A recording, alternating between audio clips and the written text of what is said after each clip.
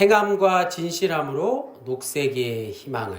하나님은 말씀으로 세상을 창조하시고 심히 좋다, 보시기에 심히 좋으셨다, 이렇게 말씀하셨죠. 창세기 1장에 나오는 말씀입니다. 그러나 우리는 하나님의 피조세계를 파괴하고 멸종에 이르게 하는 끔찍한 죄를 짓고 있습니다. 산업혁명 이후 전 세계적으로 멸종이 급증하여서 지금은 생명의 다양성이 파괴되는 대멸종 시대를 맞이하고 있습니다. 이 얼마나 안타까운 일인지 모르겠어요. 유엔 사무총장 안토니오 쿠테우스라는 분은요, 2022년 기후정상회의에서 이렇게 말씀했습니다. 지구 온도가 계속 올라가고 있다. 그리고 우리 행성 지구는 기후 재앙을 돌이킬 수 없는 어떤 티핑 포인트라고 어떤 지점에 이르러서 그것을 향해서 빠르게 달려가고 있다, 이렇게 경고했습니다. 또 계속해서 우리는 기후 지옥으로 가는 고속도로에서 가속 페달을 밟고 있다. 그래서 한마디로 말하면 인류가 지옥의 문을 열었다. 이렇게 엄청난 말을 했어요. 이 얼마나 심각한 얘기입니까? 인류가 지옥의 문을 열었다. 비유이긴 하지만 위험하고 불안정한 세상을 향해서 인류가 가고 있다고 준엄하게 경고했습니다. 그는 우리가 살고 있는 시대의 징표를 분별하는 가장 날선 예언자적 목소리를 내고 있다고 말씀드릴 수 있습니다. 또 아프리카에 가면 장례식 때 부르는 노래입니다. 센센이나. 아주 불의의 사고를 당해서 목숨을 잃은 자들을 위로하기 위해서 부르는 아프리카의 전통 노래입니다. 뜻은 우리가 무슨 일을 저질렀는가 라는 뜻입니다. 기후 지옥의 문 앞에서 우리는 이 아프리카 사람들이 부르는 노래 이 센센이나를 되뇌어야 합니다. 우리가 처한 현실을 표현할 적당한 말은 바로 우리 모두가 환각 상태에 빠져 있다 입니다. 탐욕을 부추기는 상업 자본의 환상이 제공하는 장밋빛의 시력을 잃고 눈부신 풍요를 향한 과도한 욕망이 인류를 이끌어가고 있기 때문이죠. 눈이 멀고 귀를 닫은 인류는 발전하면 발전할수록 더 많은 것을 누릴 수 있을 것이라는 착각이자 환각 상태 또는 집단 광기에 빠져 있다고 감히 말씀드릴 수 있습니다. 이와 같은 일에 우리 그리스도인도 예외가 아닙니다. 무질서한 애착과 탐욕에 따라 눈먼 우리들이 하나님의 창조 세계와 생명을 파괴하고 있습니다. 우리는 인간의 탐욕을 극대화시키는 정치, 경제, 사회, 문화, 종교, 대학 시스템을 의식적으로 또는 무의식적으로 지지하고 있다는 사실이죠. 인간이 누릴 경제적 번영이 곧 발전이라는 신화에 사로잡혀서 하나님의 창조 세계를 무참하게 파괴하면서 그것을 알아차리지도 못하고 깨닫지도 못하고 착각 속에서 환각 상태 속에서 살고 있다는 말씀입니다. 과연 우리는 이와 같은 현실에서 깨어나 현실을 직시하며 생태적 절망의 시대에 희망을 노래할 수 있을까요?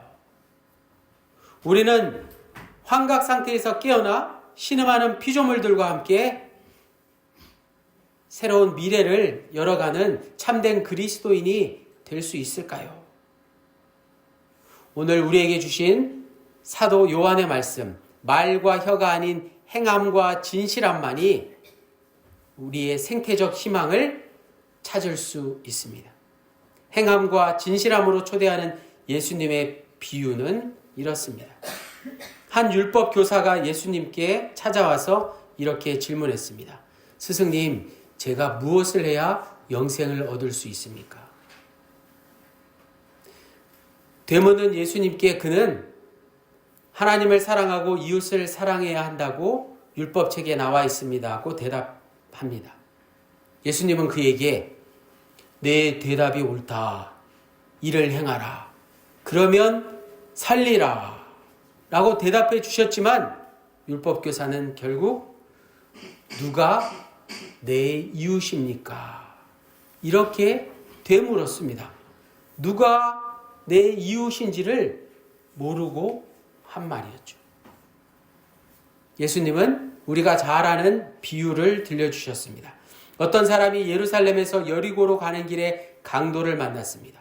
그는 강도에게 가진 것을 다 빼앗기고 매를 맞아 거의 죽을 지경에 이르렀습니다.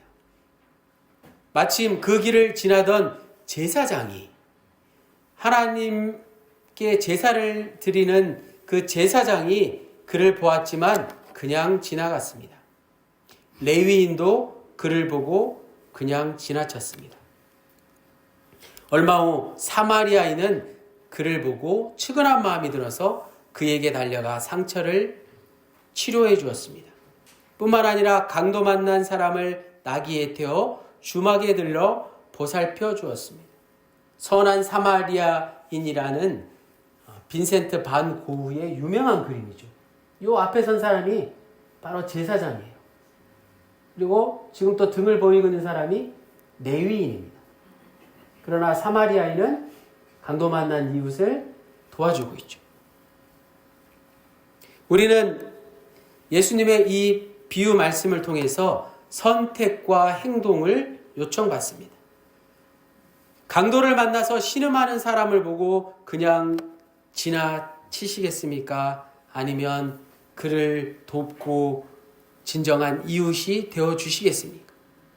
제사장과 레위인은 강도 만난 자를 보았지만 그를 치료하지 않고 지나쳤습니다. 그들은 매일같이 성전에서 하나님께 제사를 드렸지만, 예배를 드렸지만 율법에 나와 있는 대로 다친 사람을 돕다가 그가 죽기라도 하면 그 율법을 어기는 것이 되어서 그 율법 때문에 이 강도 만난 자를 그냥 지나쳤을지 모릅니다. 예수님께 질문을 한 율법 교사도 비슷한 입장이었을 테지요. 예수님은 누가 강도 만난 자의 이웃인가? 라고 율법 교사에게 물으셨고, 율법 교사는 끝내 자비를 베푼 사람입니다. 자비를 베푼 사마리아인이 진정 강도 만난 자의 이웃입니다. 라고 대답합니다. 강도 만난 자의 이웃은 그를 보고 가엾은 마음이 들어서 가까이 가서 상처에 기름과 포도주를 붓고 싸매어 주고 자기 나귀에 태워서 여간으로 데리고 가 간호를 해주는 행동을 한 사마리아 사람이라는 사실입니다. 예수님께서 율법교사에게 말씀하셨듯이 오늘 우리에게 이렇게 말씀하여 주고 계십니다. 가서 너도 이와 같이 하라. 누가복음 10장 37절의 말씀입니다. 우리 시대의 강도 만난 자는 누구입니까? 강도 만난 자처럼 목소리도 내지 못하고 방어력도 없고 죽게 된 이들이 우리 주위에 있지 않습니까? 이 질문에 올바르게 응답하기 위해서 우리는 환경주의를 맞이해서 이웃의 개념을 다시 한번 생각해 보아야 한다는 것이죠.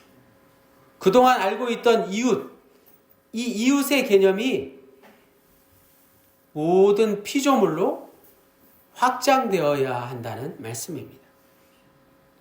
유대인들은 사마리아인을 사람 취급하지 않았지만 예수님은 비유를 통해서 강도 만난 자의 진정한 이웃은 바로 사마리아 사람이라고 말씀해 주셨습니다. 마찬가지 우리는 이웃의 울타리를 인간 종을 뛰어넘어 모든 피조물로 확장시킬 때 생태적 희망이 우리에게 있습니다. 피조물을 이웃으로 대할 수 있는 성경의 가르침과 전통을 찾아볼 수 있을까요? 하나님은 창조의 순간마다 보시기에 심히 매우 좋으셨다고 말씀하셨습니다. 노아 언약 역시 피조물이 하나님 앞에서 주체적인 언약의 당사자임을 잘 보여줍니다. 이사야 선지자는 인간과 동물 사이의 친밀함으로 독사물에도 손을 놓고 사자들과 양들이 같이 뛰어노는 그런 메시아 시대를 예언했습니다.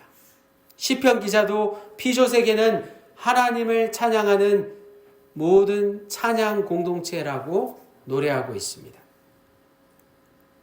사도 요한에게 만물이 말씀이 육신이 되신 예수 그리스도를 통해 창조되었습니다.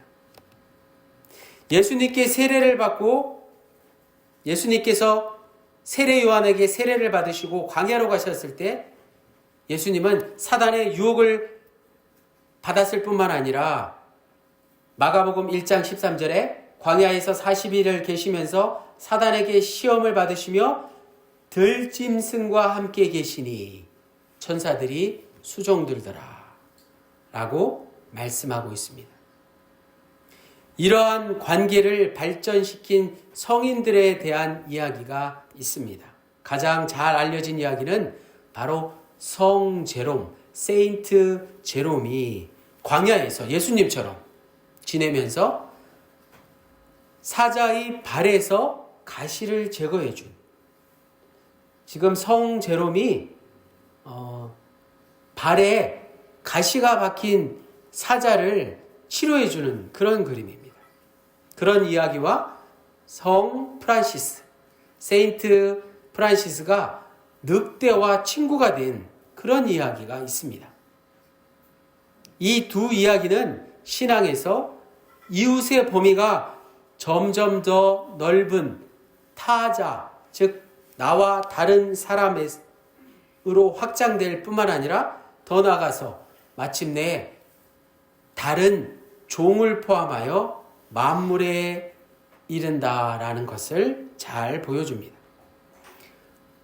우리 동양의 그리스도인들에게 보다 익숙한 장제의 서명이라는 책에 나오는 아름다운 이야기도 있습니다.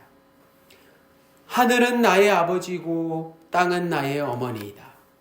나 같은 작은 생명체도 그 가운데서 친밀한 자리를 찾는다.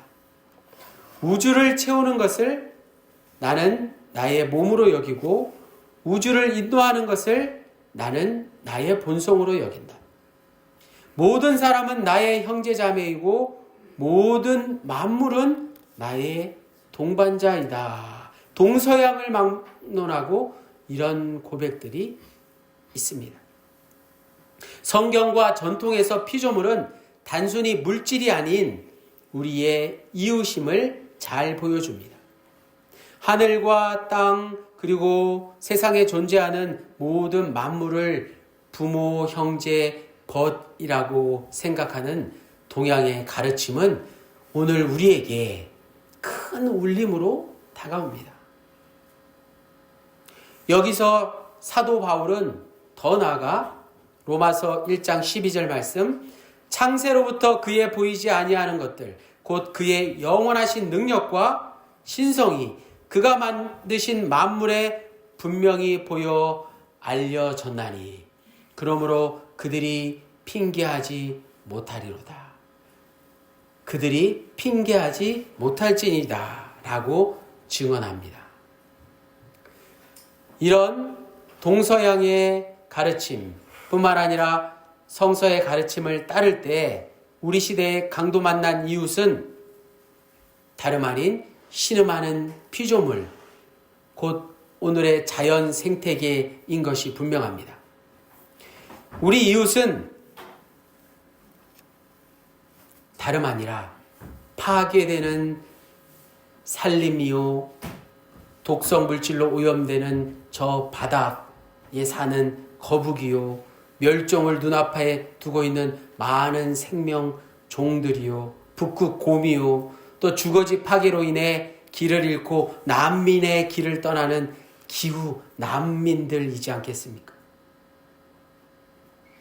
그림에 보이는 저 모든 것들이 우리의 이웃이라는 말씀입니다. 피조세계를 파괴하는 것은 하나님의 언약 당사자를 살해하는 신성모독이요, 우리의 이웃과 형제 자매를 괴롭히며 죽이는 자해적 행위라는 사실입니다. 그림에 보이는 저 신음하는 피조물을 그냥 보고 지나치시겠습니까? 아니면 저들의 이웃이 되어주시겠습니까? 예수님의 물음 앞에 진지하게 따르고자 하는 이들은 오늘 말씀의 제목처럼 행함과 진실함으로 생태적 희망의 길을 걸을 것입니다. 말과 혀가 아니라, 이 입술로 나오는 말뿐이 아니라 행함과 진실함으로, 땀과 노력으로 사랑을 실천할 때가 우리에게 도래했습니다. 우리에게 두 가지 실천해야 할 의무가 있습니다. 첫째는 나무를 심는 일이고, 둘째는 변화를 요구하는 행동이 필요합니다. 바로 은총의 숲과 스웨덴의 환경운동가 어린 소녀였던 그레타 툰베리를 본받아서 우리의 실천한 모습을 생각해 보겠습니다. 첫 번째, 우리가 해야 할 일은 나무를 심는 일입니다. 기독교 환경운동연대와 한국교회 환경연구소에서는 지난 2008년부터 창조세계의 온전성을 회복하기 위해 한국교회가 솔선수범해서 몽골의 사막 한가운데 삼림을 조성하는 은총의 숲 사업을 추진하고 있습니다. 현재 은총의 숲에는 비술나무, 포플러, 짝드, 사화, 비타민 나무 등 현지 기후와 토양에 적합한 2만 5천여 그루의 나무가 사진에 보이시는 것처럼 잘 자라고 있습니다.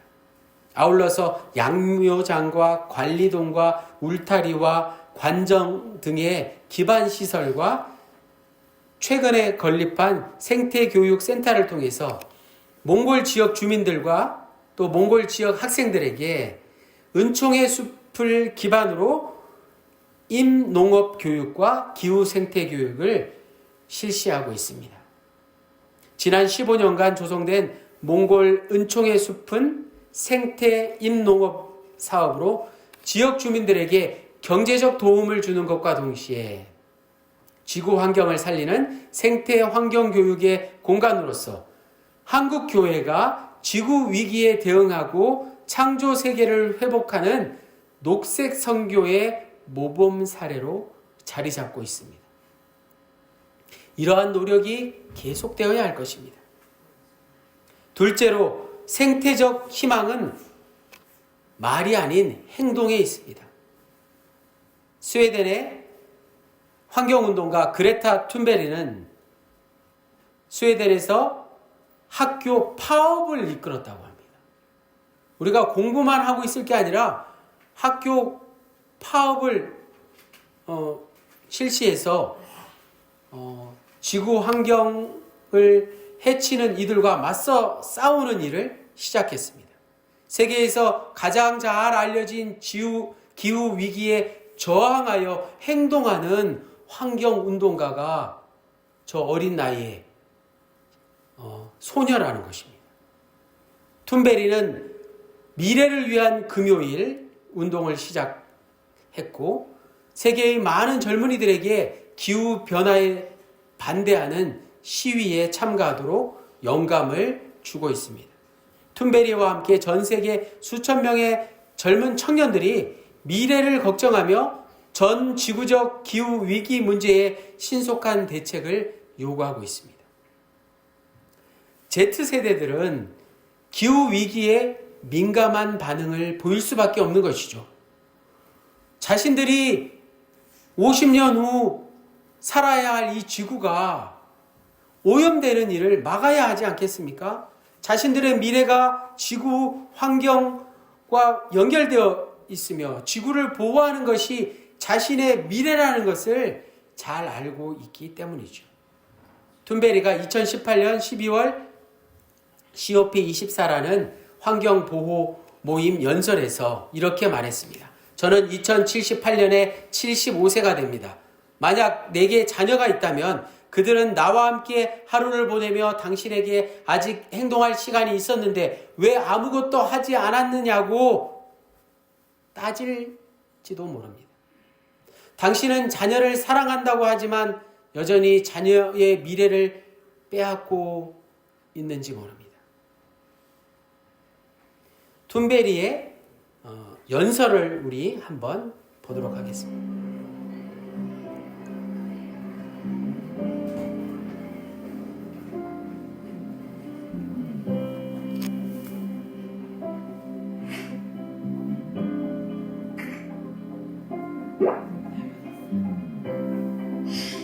I hope that our foundations are even stronger.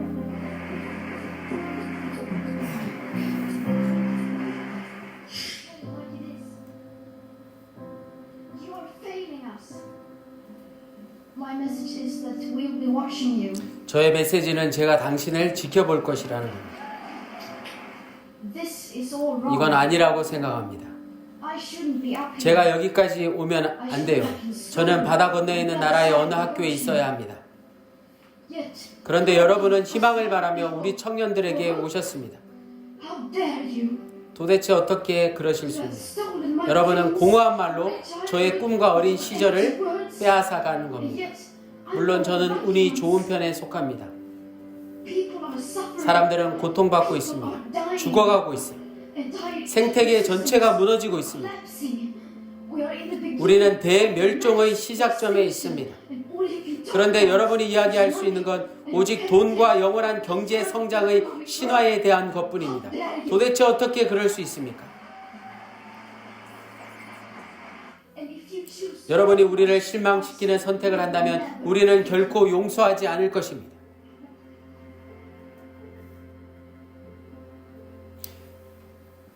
툰베리는 미국 대통령을 향해서 따지면서 이렇게 연설했다고 합니다.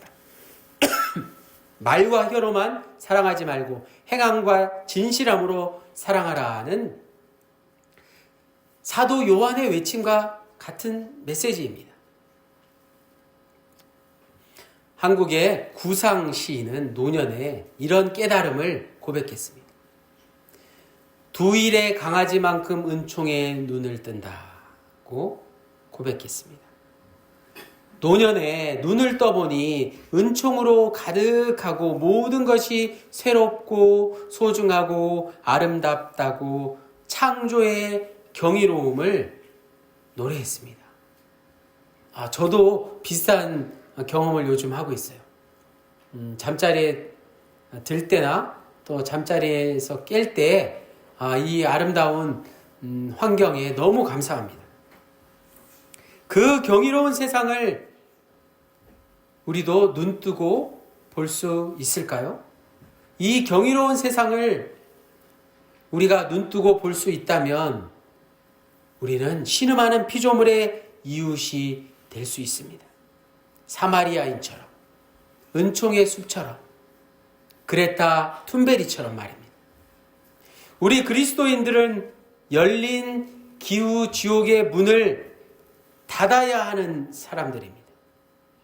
하나님 보시기에 심히 아름다운 지구 공동체를 돌보는 일에 우리가 생태적 헌신을 앞장서서 해야 되지 않겠습니까? 그것이 믿는 이들의 책무이지 않겠습니까? 시인 오스카 앤 머스타인은 사랑은이라는 시에서 말과 혀가 아닌 행함과 진실함의 사랑을 종과 노래에 비유해서 이렇게 읊습니다.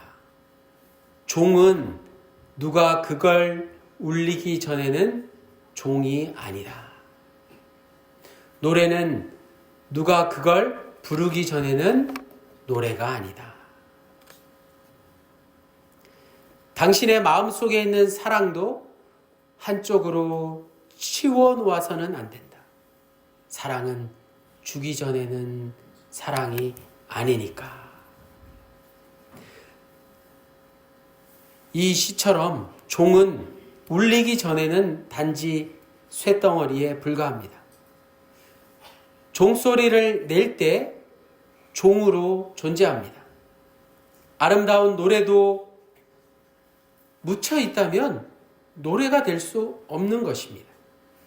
노래는 사람들에 의해서 불려지고 연주될 때 아름다운 음악이 됩니다.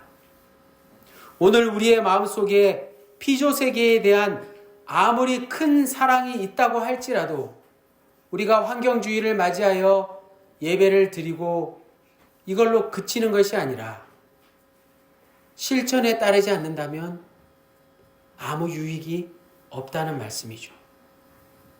사랑은 말과 혀가 아닌 저와 여러분의 진실한 손과 발 그리고 온 몸으로 땀을 흘리며 나무를 심고 생태적 전환을 요청하는 데에서 나오는 것입니다.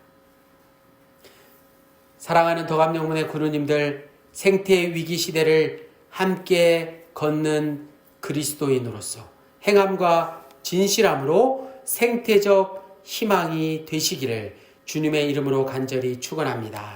아멘. 기도드리시겠습니다.